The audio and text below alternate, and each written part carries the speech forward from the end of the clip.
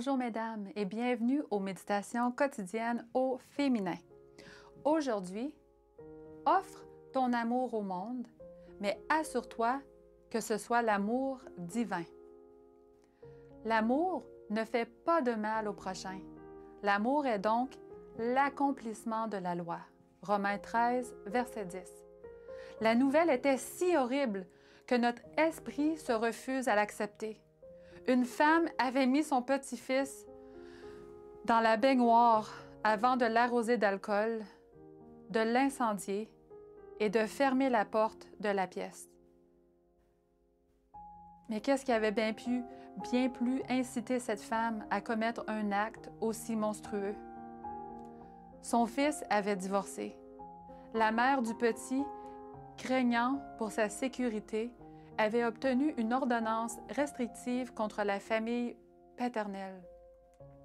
La grand-mère, lorsque le moment se présenta, par vengeance, tua le fils de son fils, son propre petit-fils. De tels faits font frémir. Dieu créa l'être humain pour qu'il fasse preuve d'amour.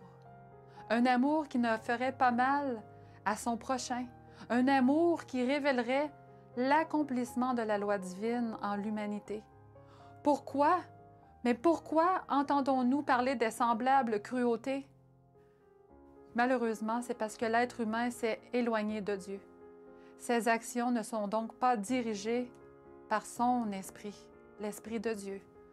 Lorsque nous cessons de fixer les yeux sur le Christ pour jeter un regard en arrière, ne serait-ce qu'un instant, qu'une minute, le mal qui est en nous refait surface avec notre nature non régénérée.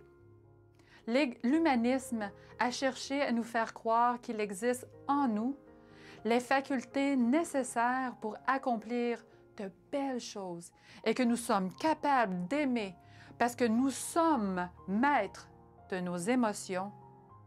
Mais ce n'est pas le cas.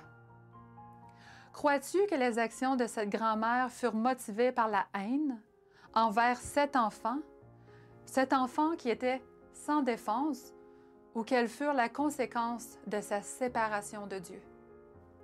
N'est-ce pas notre éloignement du Dieu d'amour qui nous empêche d'exercer la générosité et de la laisser transformer les mauvaises impulsions de notre cœur?